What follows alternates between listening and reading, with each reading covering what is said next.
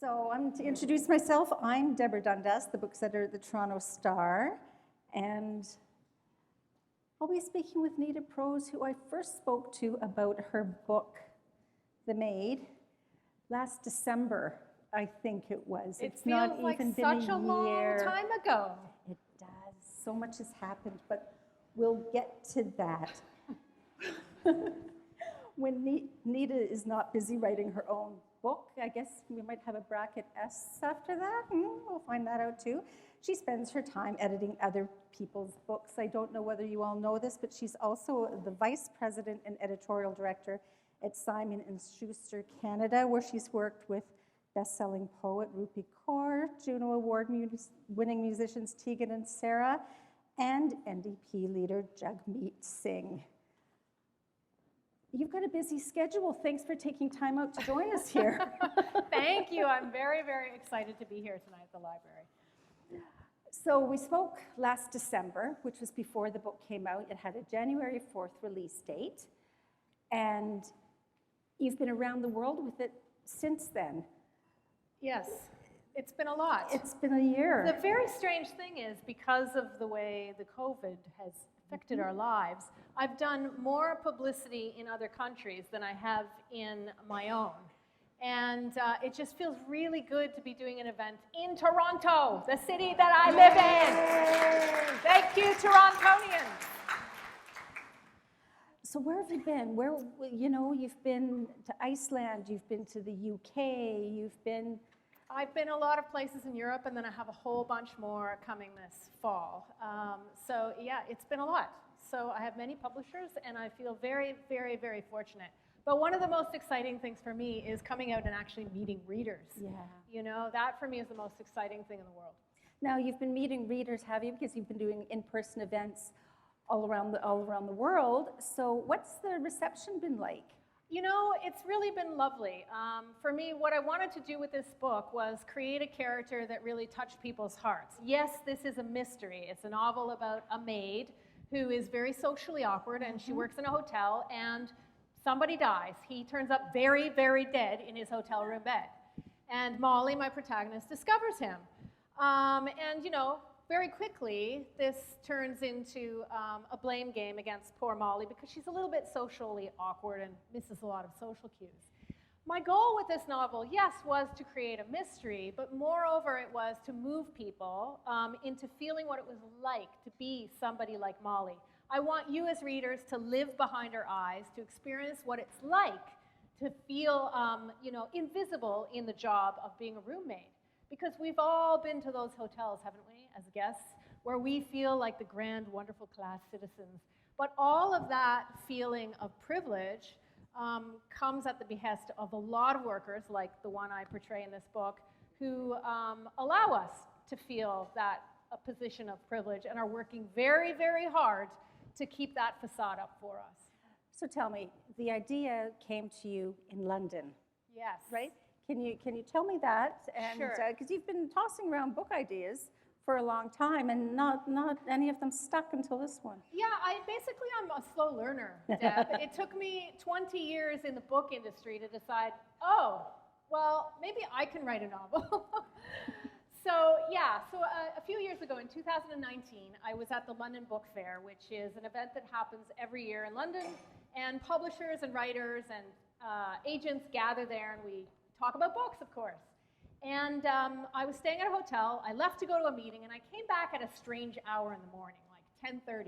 And I opened my hotel room door, and I completely startled the roommate who was cleaning it.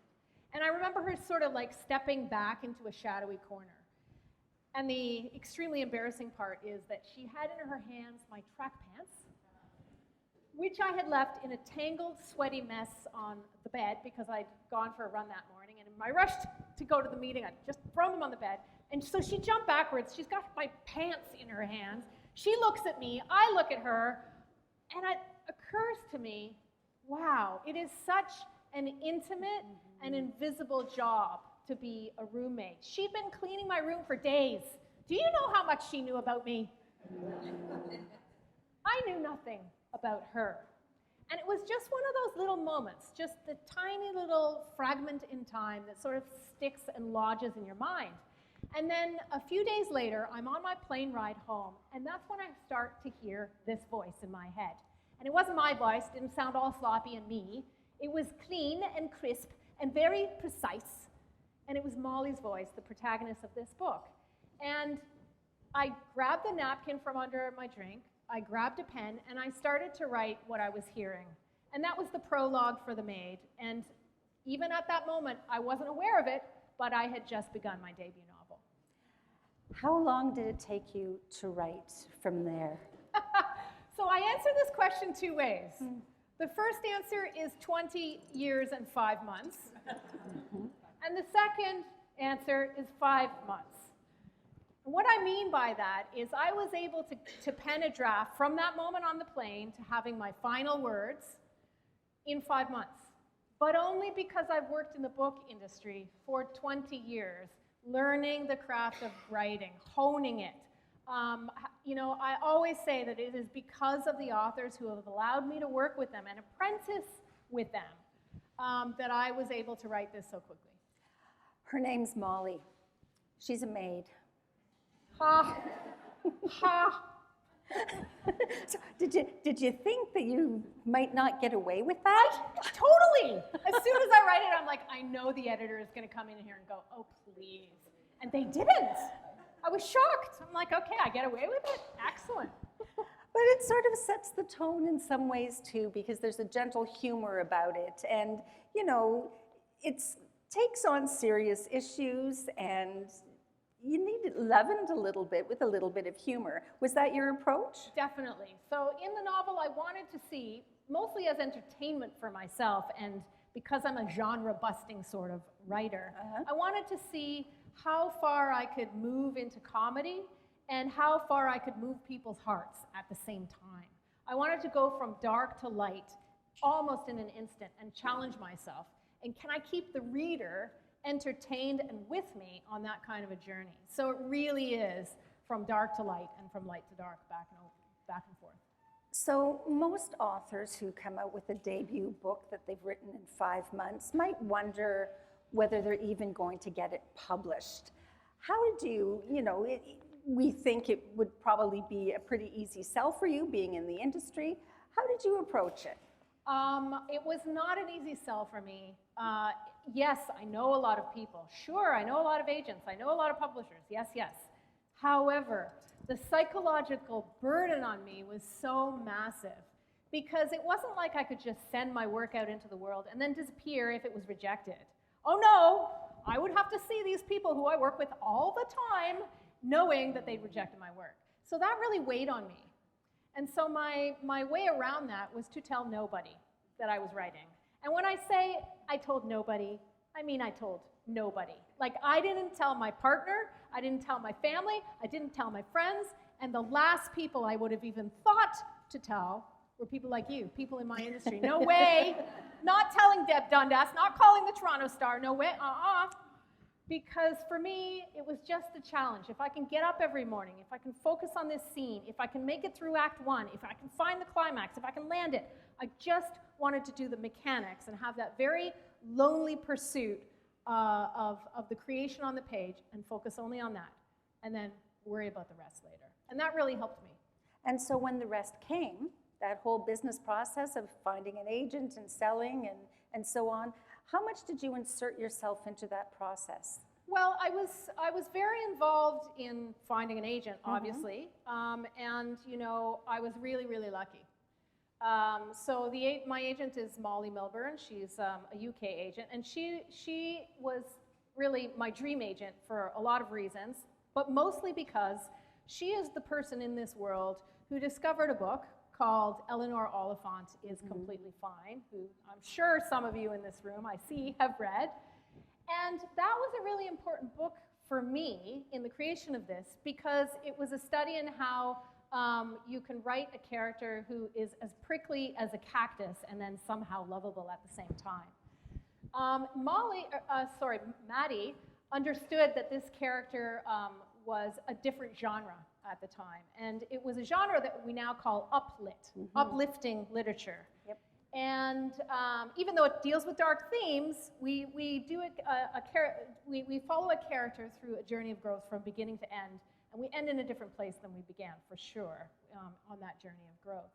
And Maddie was, very important in making that book happen. And I knew that if she liked my book, I had a chance.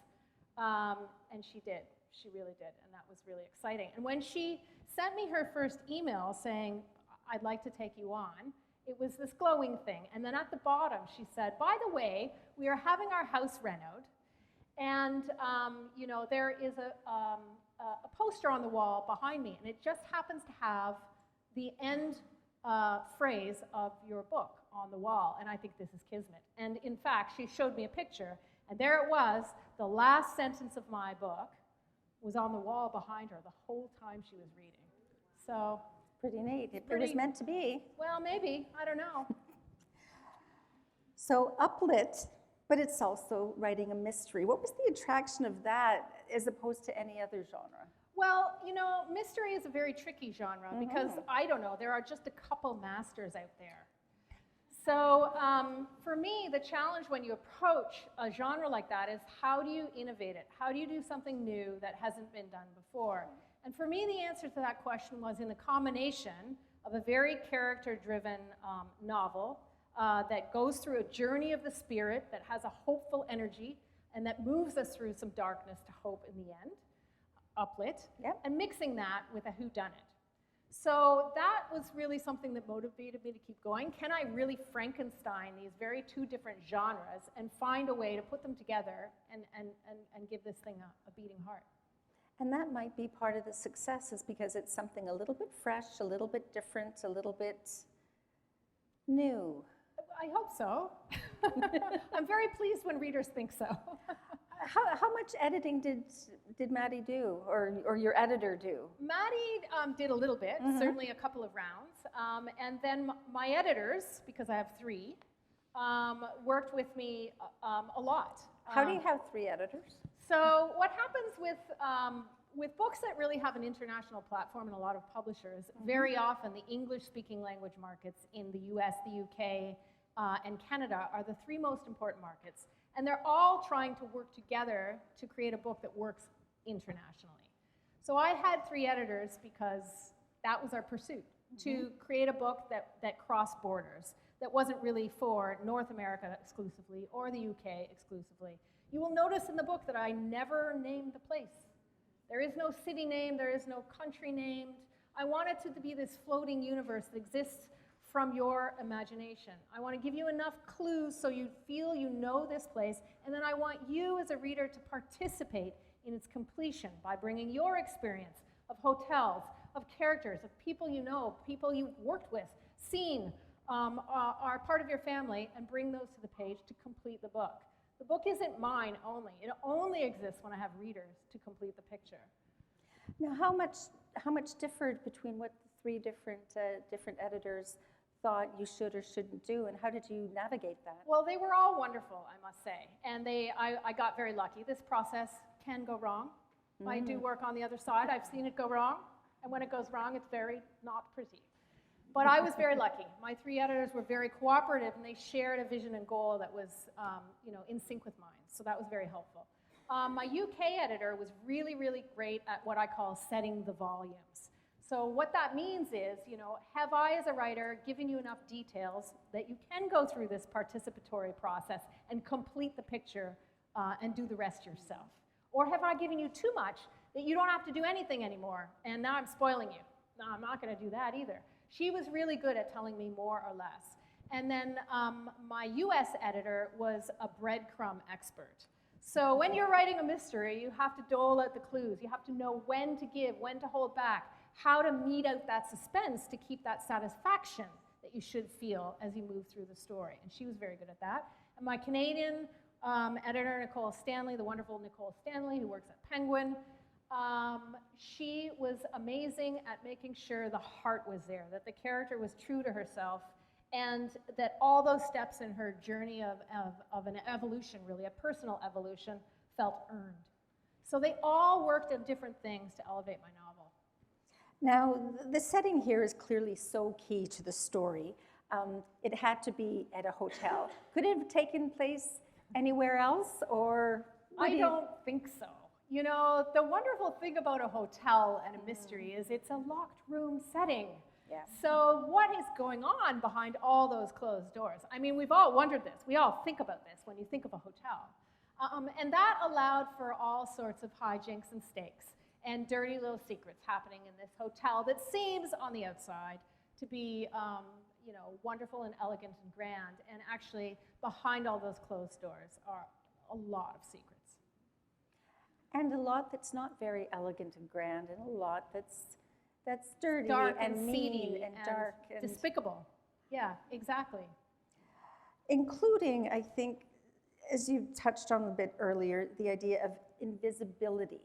So we've got Molly, who's invisible as a maid. She makes things happen. Then there's the invisibility of Charlotte, the doorman, Mr. Preston's high-powered lawyer daughter. She's still very invisible, even if she does have a certain degree of power. There's something you seem to be investigating, interrogating maybe about the invisibility of middle-aged women. Who, me? I am not. What? No. I didn't say you were, I said you were investigating I'm 49 it. and a half. I'm fine. That's not middle-aged. 60 is the new 30 or something like that. Right. Well, I don't know about you, but ladies, I think as we evolve, you know, we have to deal with this. We have to deal with our own invisibility, with our own way of being in the world and not being seen, or being seen in different ways. And this is something I'm acutely aware of, myself as a human, and around me with the women I see in public and how they're treated. So yes, this is a theme that's very near and dear to me, for sure. And you know, it's funny the things that are conscious and the things that are unconscious when you write. I didn't realize how many different layers there were to this notion of invisibility as I was writing. And sometimes characters change, you know. There's one character in the novel, Giselle, who is Mr. Black, who is the despicable man who's killed in the very first scene. This is not a spoiler for those of you who haven't read the book. He's dead, he's gone, but his trophy wife, the young and elegant femme fatale, Giselle, is left behind. And you know, I really judged her as a writer when I started to read her. I thought she was going to be one thing. I thought she was going to be quite despicable, and she wouldn't stay there. She wouldn't do that. Whenever I put her in a room with Molly, she would show me a different side of herself that I didn't realize existed. She wasn't only just superficial and materialistic. I suddenly realized that she was, you know, as much like Molly in her visibility, just in a different way. She was never actually allowed to be her true self. She could only be a trophy wife, could only be the it girl, only be the eye candy on Mr. Black's arm. She couldn't be her true self, except with this lowly maid behind closed doors, this woman who was looking after their penthouse suite. And then suddenly, she could be herself. It's interesting because invisibility can often be demeaning, but in your hands and in this book, it becomes empowering in so many ways. Can you talk about that a little bit? Yeah, I think there's a duality to it. Mm-hmm. There's a way to find strength in invisibility, and there's a way to suffer it. I think both can happen simultaneously. So I think, you know, I tried to play with that and find moments of power where Molly, in her visibility, in her role, could actually see things and do things because she had this cloak. Mm-hmm. Whereas others might be more perceived and more exposed and out in the open. What you were just saying as well about character and having the characters changed. I mean, you wrote this in five months. You started off with an idea that came to you. What did you do next? Did you sit and did you plan it out? Did you plot it out, or did you just write? How did that process work for you? Yeah. So in my industry, everybody asks, are you a plotter or are you a pantser? Mm-hmm. And I am a plotter for sure. And I always think plotting is better. And many of my writers will argue the opposite. But it saves time. If you plan in advance, you're not going to go down a wormhole and waste 6 months writing to an end that makes no sense. So for me, it's really important to plan, and but also to preserve these moments of serendipity that just happen when you're in front of the page. And I really need a balance of both. So, I knew from the beginning the world, I knew the characters mostly, and, I knew some of the climaxes, the twists that happen in the end. Those things I knew. What I didn't know was how the heck I was going to get there. So that sort of feeling of knowing a few things and not knowing how I was going to get there was actually very motivating and kept me going. Okay. The idea of building character. Now, Molly, as you said, is very precise and very particular and is very quirky in some ways. When I was reading it, I thought to myself, Molly sounds like somebody with ADHD. That sort of struck me right off the bat. What inspired you to write her like that? Yeah, well, I never give her any kind of diagnosis. You will notice on the copy or anywhere in the pages. And that was really important to me. Again, it's something I want you to decide. I don't want to decide it for you. But certainly, she is unusual, and there is something about Molly that might be a little different. And for me, I didn't want her labeled. I didn't want you as a reader stepping into that story and feeling like, oh, she's not me, she's other. I'll put her in another box over here, and now I know what she is because I've been told. I don't have to think about it any longer. Now everything makes sense. That is exactly what I didn't want. I wanted you to step into the experience and to see from behind her eyes what it might be like to have a brain that works in seismically different ways and to have to live that way for a little while, for the duration of the pages. Before I was an editor, I worked for quite some time as a special needs teacher. So I taught high school to special needs teens. And it was a formative time in my life, a very important time. And I loved these kids, and they were so challenging. They challenged me to the core. And, some days we would leave the classroom, and I would take these kids out, and we'd go into the world. And sometimes we would go to a museum, other times we'd just go to a donut shop. And I learned so much from that. And one of the bad things I learned was how casually cruel some people can be in the face of difference, minor difference. But there was a plus side too. And I got to see how these kids, just stood up for themselves, had human potential and dignity and grace in the face of so much abject prejudice. And again, another thing that wasn't conscious, I wrote this character as a tribute to them without actually knowing it at the time. Well, it's so interesting because if you know anybody with ADHD or who is neurodivergent, which I think is the word we use now, which is more all-encompassing and respectful as well, you know that it can be like going through the world left-handed. Everything is built so that, Yes. For a right-handed person, and they really have to navigate to make their way through the world. How did you incorporate those things with what Molly was doing? That for me was a fairly natural process. I guess since I spent many years working with these kids, I felt an understanding and a kinship to them. Also, I never felt myself all that different from Molly. I am a very routine-bound person.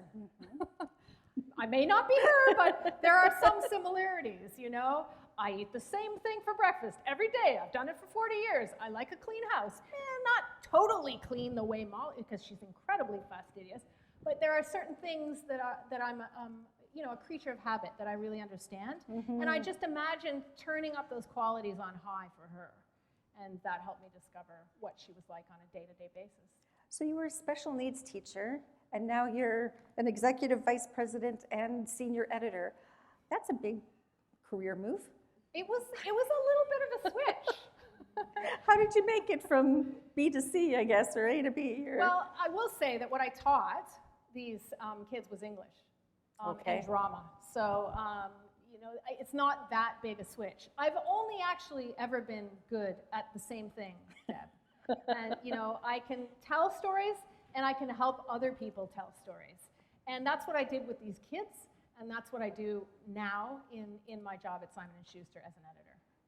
What made you decide to leave teaching and become an editor? Or was that an obvious choice for you? How did that happen? It was really that at a certain point, I couldn't fill the cup anymore. And then I knew it was time to leave. And you know, the very, very gifted teachers I know are the people who are the ones who have this way of replenishing constantly. And I got to the point where I don't know how to fill the cup anymore. I've got nothing left. And I knew that it would be wrong for me to stay and wait for it to magically replenish. So I tried something else. Very good. The reaction to this book has been astonishing. I mean, immediately, that week of January 4th, when it came out that next week, it was on the bestsellers lists, and it was there for a long time. How has your life changed? I mean, how do you navigate between doing your day job? Do you still do your day job? And doing all of the media and everything else that comes along with what you're doing? For me, it's two parts of the same whole. You know, I get up very early in the morning. 5 o'clock, I'm up, I'm writing. I write for several hours, and then I start my day job at around 9. And you know, all that time, from 5 to 9, I'm working on solving creative problems for myself. From 9 on till 5, I'm working on solving creative problems for other people. And there's something so liberating about that, right? Imagine your friend comes in and says, I know how to solve your problem, right? Your friend knows how to solve it because it's not their problem. And it's very much the same for me. You know, I can see when I'm an editor. You know, I take on books that I know how, and authors that I know how to help. And it's very gratifying to be able to give direction like that and have a confidence about how to help an author be their best and write their best. And I do not feel that at all as a writer. Never, not once, no. I am lost. I am completely blind. And that is part of the process. It's just something one has to accept. But for me, there is a great relief in going back and forth between this blindness and this ability to see. And that keeps me feeling very engaged and creative. How Do you move on to the next project from this? Well, you know, you're doing 3 different things. You've got another book going. I do. I have several. Oh, okay. Tell me about the several. So I certainly have been trying out a few ideas, and I'm getting there. Book 2s are notoriously difficult. I know there's a few writers in the room. And you will know that book 2 is an exquisite hell. Mm-hmm. It's very, very difficult because, you know, you've got the expectation of book 1 on already, and you somehow have to create a new world, and, you know, that is very challenging.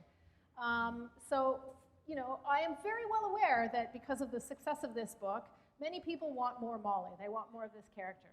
And that is a unique creative challenge in a world that was built as sort of a solo book. So that is one of the things I'm working on, is another book that might be a kind of standalone sequel. But, you know, I will only release that if I can get through my author blindness and deliver something that is as good as this. If I don't feel it is, then it will never be seen, and it will stay in a little drawer in the quiet and dark. And you said there was more than one. Yeah, so then I have a few other things that are sort of in the germination stages for sure, and those are entirely different worlds and characters. But, you know, it is impossible for me to escape myself. Whatever I do next, it will have the same qualities and hallmarks that make me me. So 20 years of not writing seems to have kind of, the dam has broken. There might be a few books in there, which I really didn't realize, yeah. But there's also a movie now. I mean, again, almost immediately, movie rights were signed, and its stars have been signed as well. Can you talk about that a bit? Yeah, so the Universal Pictures has bought the option for the film, and Florence Pugh,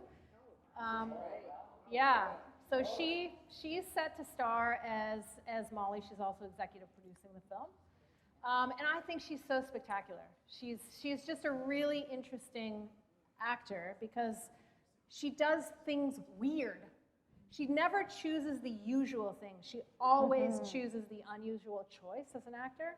So I think married with a character that is already incredibly strange, we're going to have fireworks and dynamics when she's on this film. So that is very exciting. How much have you been involved in the film or in the screenplay? Or I am not writing the screenplay because I'm not crazy. You know, I know how to write novels and I know something about this world, but writing a screenplay is a totally distinct art. And I completely respect those people who are very, very good at it. And I am not one of them. So that is in the hands of a really wonderful expert, and I cannot say who yet, and it's driving me crazy. But I can say that things are progressing. I am involved, and it's really, really wonderful to learn and to be in, you know, just to be around people who are real experts in their craft, which is so different from mine. Now, when is that supposed to be coming out? Is there a We have scheduled no release date? date yet, so there's no dates yet. We will have to see. Florence Pugh is a little busy, I'll say. Yeah, no kidding, hey? She's a little busy. But hopefully you'll see it on screen sometime soon. Now, so much of this book takes place in a hotel lobby. And I love hotel lobbies because you can sit there and you can people watch. When I was traveling around and feeling a little grungy and maybe, you know, staying in dodgy places, I would go to a hotel lobby and feel, exactly. This is great. I feel human. Everyone knows that feeling, feel human again. Human again. What are your favorite hotel lobbies? Oh well, I really like the Royal York and the King Eddie in this town, and I can say that, you know, those were two inspirations for the hotel in the book. Not the only ones, but certainly two of them. And I agree. There's something quite magical about a hotel lobby because they're such liminal places. Yeah. They're places where a whole lot of people are coming to have a home away from home that isn't a home, where you can people watch like mad, and that's actually the sport. That's what you're there for. You're there to watch other people. And it's allowed, it's permitted, you're part of a scene.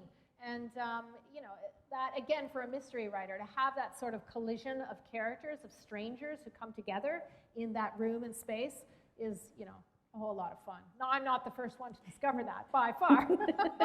No, but it is. It's fun. It's wonderful. It's a great place to be and to people watch and to be unseen, right? Yes. You can to see and be unseen. Mm-hmm. Yeah. It's pretty neat. Now, also, people who were in this book who were unseen were the bartender and the cook, who was a little bit worried about immigration. And did you research by talking to, how did you come up with those characters? Did you research? Did you do that out of your imagination? Did you I guess I did people? informal research for sure, and I've known characters in similar situations in the real world. Okay. So I guess I was informed by their stories in some ways. And I think this is a story we all know. We all know that in the restaurant industry and in the hotel industry, these are places where this kind of invisibility can lead to all kinds of abuses. And Juan Manuel, I think, is who you're talking about, who is working in the kitchen in the hotel, really ends up suffering at the hands of some quite despicable people in this hotel who take advantage of him. And I don't think it's it's not a story that is relegated only to fiction. It's not. It's not. One thing we haven't spoken about is the impact libraries have had on our lives, because you've been speaking about the book, but library books, we wouldn't be here without the library, and people are going to access your book through libraries. They're important. Can you tell me what libraries mean to you? Oh, they mean everything. Books, for me, were something that I didn't have many at home for all kinds of reasons. But the library was like my haven. And, you know, I remember one librarian when I was very, very young. I'm not a giant human being, newsflash. But when I was in, you know, kindergarten and grade 1, I was so small. I was the smallest kid in the class. Me And too. yeah, you too probably, right? So I remember being, you know, picked on for being so small, and the librarian, having witnessed that somehow, she must have had eyes behind her head, but there you go. And she came over to me with a book. And it was a book about a little mouse that saves a lion by cutting through the net that he's caught in. And I will never forget that librarian and how she gave me the perfect book at the perfect moment that changed entirely how I thought about something that happened. And of course, I wouldn't have been able to articulate it at the time, but I can now. And that is the power of librarians. They can put the right book into your hands at the right time, and it can change your life.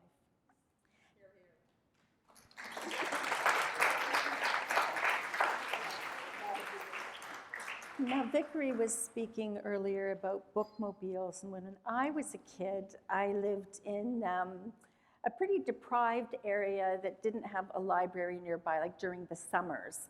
So the bookmobile would come, and I would run out there, and I would get books, and it was the best thing to go through. Now, their selection was always limited, and I was such a reader that I would have gone through the school libraries, but it was always such a thrill to be able to go out and pick it up, and the traveling library makes such a difference to so many kids, I think, so it's nice that you know, the support is there, and that the funds are there to do that. Yes. So it's I'll never forget those times. No doubt.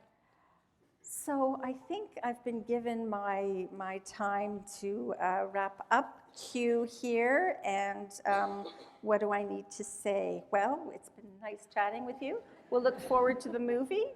Thank you. Maybe you'll have a TIFF premiere? Maybe. You want to come? Yeah. Can I be there? Popcorn? That'd be awesome. Lots of popcorn. Lots. And thanks to everybody for being here tonight.